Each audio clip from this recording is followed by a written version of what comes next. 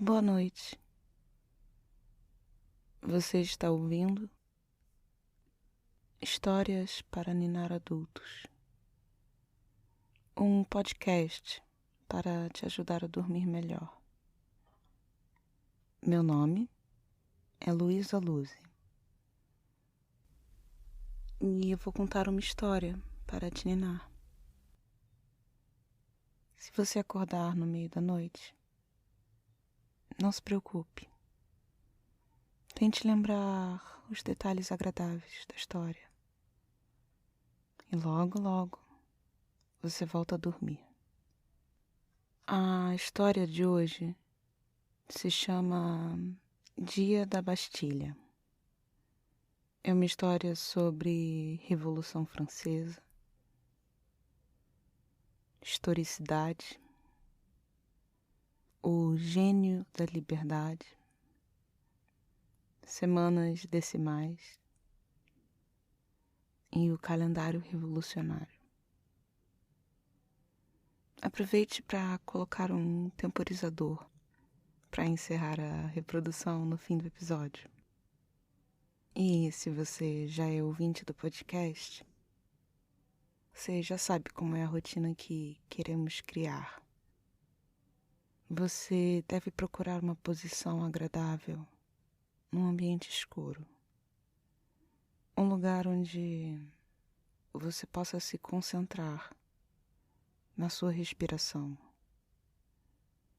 que deve ser profunda e calma, puxando o ar pelo nariz de forma lenta, sentindo o movimento das suas costelas. E deixe o ar sair pela boca, movendo o seu diafragma para expulsar o ar, sem fazer força com as bochechas. Agora, você só precisa prestar atenção na sua respiração. Puxe o ar pelo nariz.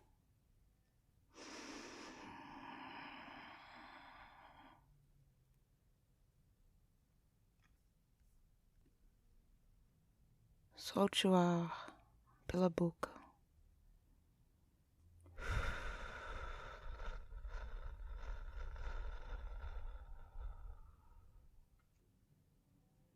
Vamos novamente. Respire comigo. Puxe o ar pelo nariz.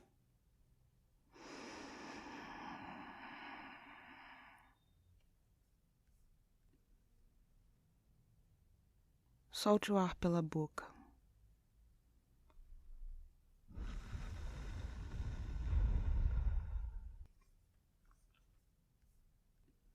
Agora, eu vou contar uma história para te ninar. Dia da Bastilha.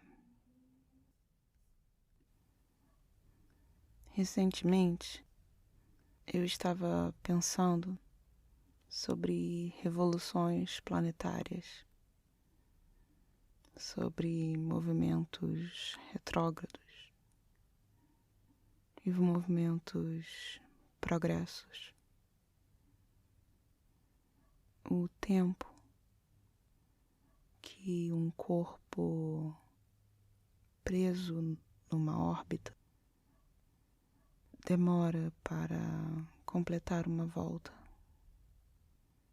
Mas, como o dia da queda da Bastilha, o 14 de julho, está próximo, eu achei que poderia falar um pouco sobre a Revolução Francesa. Uma grande confusão de movimentos sociais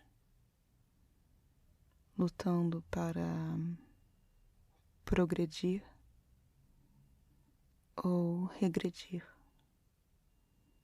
o estado de coisas, sem sequer estarem na mesma direção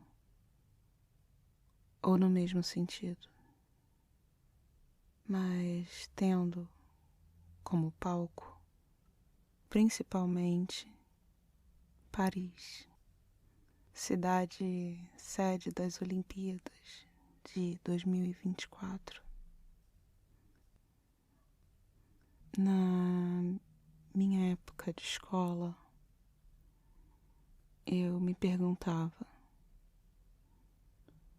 sobre por que um nome que significava repetição em física teria o significado de ruptura no estudo da história.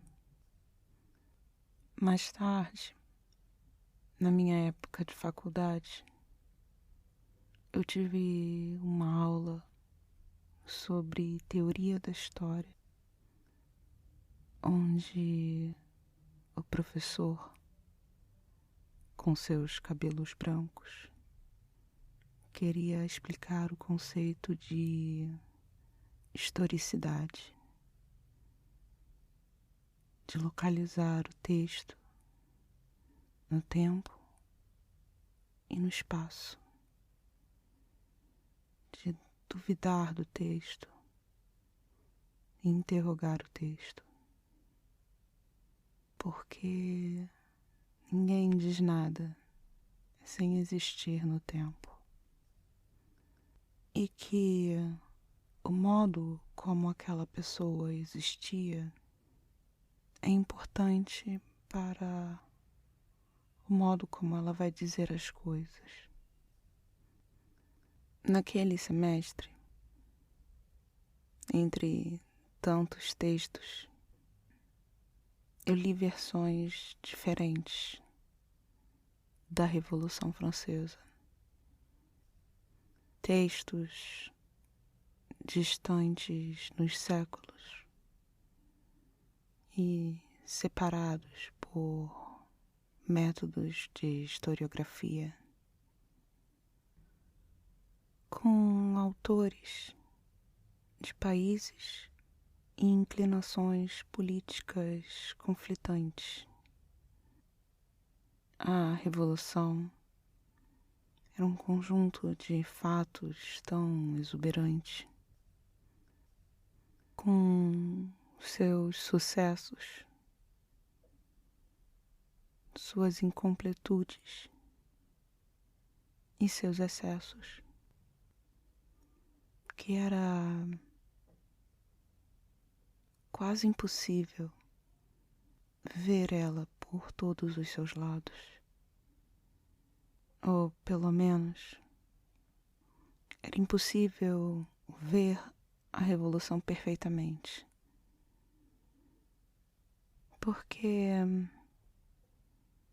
a Revolução era o encontro dos desejos desencontrados de tantos franceses.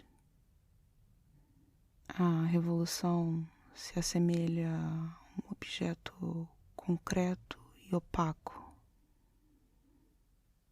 no sentido que ela precisa ser vista por diferentes ângulos, sempre variando com respeito à sua observação. O 14 de julho é considerado a data de início da Revolução Francesa. A queda da Bastilha em Paris, tomada pelos cidadãos. A Bastilha era um forte na região leste de Paris, um símbolo do poder absoluto do rei, que morava em Versalhes, do outro lado da cidade, mas que guarnecia a fortaleza como um símbolo do seu poder. A queda da Bastilha foi a tomada da fortaleza pela população de Paris, cansada de ser ameaçada com canhões e baionetas. Hoje, lá existe apenas uma praça, com uma coluna longa no centro, com uma estátua do gênio da liberdade no topo. Agora é o gênio da liberdade que domina aquela região da cidade, sem canhões apontados para os civis. A queda da Bastilha foi como a primeira erupção social, uma panela de pressão que começou o processo revolucionário, que foi como uma roda girando, como um planeta em órbita, indo a extremos e voltando, passando por variadas estações. Nos anos que se seguiram ao 14 de julho de 1789, foram muitos os momentos de ruptura, de transformação, com reviravoltas, idas e vindas aparentes, e algum tipo de retorno ao velho regime, com Napoleão se coroando imperador dos franceses na Notre-Dame, após a catedral ter tido uma breve carreira como templo da razão. Nem sequer os dias da semana passaram incólumes. Um sistema decimal de contagem de dias foi instituído, pois era uma época de grande animação científica. Os últimos anos do século das luzes. Com o metro recém-forjado, parecia que tudo mudou. A revolução interferiu até nas medidas cotidianas. Interferiu nos nomes dos meses, nos nomes dos dias. Se o calendário revolucionário ainda fosse usado, neste ano, o 14 de julho cairia no dia 27 de Messidor, do ano 232 da Primeira República Francesa. Messidor, o mês da colheita, é o mês que antecede Thermidor, o mês mais quente do verão francês, quando esse ano as Olimpíadas vão reunir multidões, milhares de pessoas com sonhos e expectativas díspares, concorrendo competindo nas ruas de Paris, como em outras revoluções. Quer dizer, como em outros anos. Durma bem.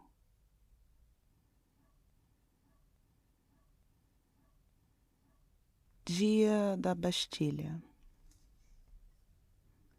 Recentemente, eu estava pensando sobre revoluções planetárias, sobre movimentos retrógrados e movimentos progressos. O tempo que um corpo preso numa órbita demora para completar uma volta. Mas, como o dia da queda da Bastilha, o 14 de julho, está próximo, eu achei que poderia falar um pouco sobre a Revolução Francesa. Uma grande confusão de movimentos sociais lutando para progredir ou regredir o estado de coisas, sem sequer estarem na mesma direção ou no mesmo sentido, mas tendo como palco principalmente Paris, cidade sede das Olimpíadas de 2024. Na minha época de escola, eu me perguntava sobre por que um nome que significava repetição em física teria o significado de ruptura no estudo da história. Mais tarde, na minha época de faculdade, eu tive uma aula sobre teoria da história, onde o professor, com seus cabelos brancos, queria explicar o conceito de historicidade, de localizar o texto no tempo e no espaço, de duvidar do texto e interrogar o texto, porque ninguém diz nada sem existir no tempo, e que o modo como aquela pessoa existia é importante para o modo como ela vai dizer as coisas. Naquele semestre, entre tantos textos, eu li versões diferentes da Revolução Francesa. Textos distantes nos séculos e separados por métodos de historiografia, com autores de países e inclinações políticas conflitantes. A Revolução era um conjunto de fatos tão exuberante, com seus sucessos, suas incompletudes e seus excessos, que era quase impossível ver ela por todos os seus lados. Ou, pelo menos, era impossível ver a revolução perfeitamente. Porque a revolução era o encontro dos desejos desencontrados de tantos franceses. A revolução se assemelha a um objeto concreto e opaco, no sentido que ela precisa ser vista por diferentes ângulos, sempre variando com respeito à sua observação. O 14 de julho é considerado a data de início da Revolução Francesa. A queda da Bastilha em Paris, tomada pelos cidadãos.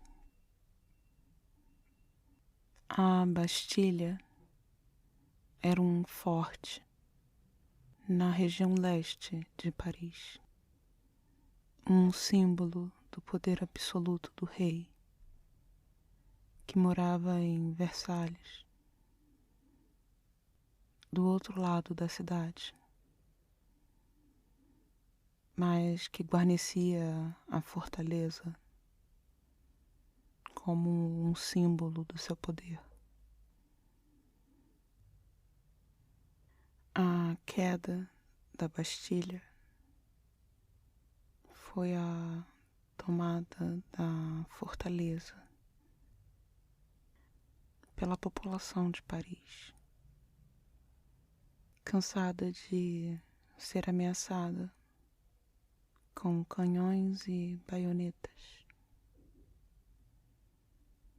Hoje, lá existe apenas uma praça, com uma coluna longa no centro, com uma estátua do gênio da liberdade no topo. Agora é o gênio da liberdade que domina aquela região da cidade, sem canhões apontados para os civis. A queda da Bastilha foi como a primeira erupção social, uma panela de pressão que começou o processo revolucionário, que foi como uma roda girando, como um planeta em órbita, indo a extremos e voltando, passando por variadas estações. Nos anos que se seguiram ao 14 de julho de 1789, foram muitos os momentos de ruptura, de transformação, com reviravoltas,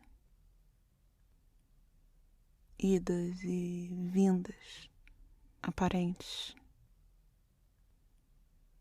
e algum tipo de retorno ao velho regime, com Napoleão se coroando imperador dos franceses na Notre-Dame, após a catedral ter tido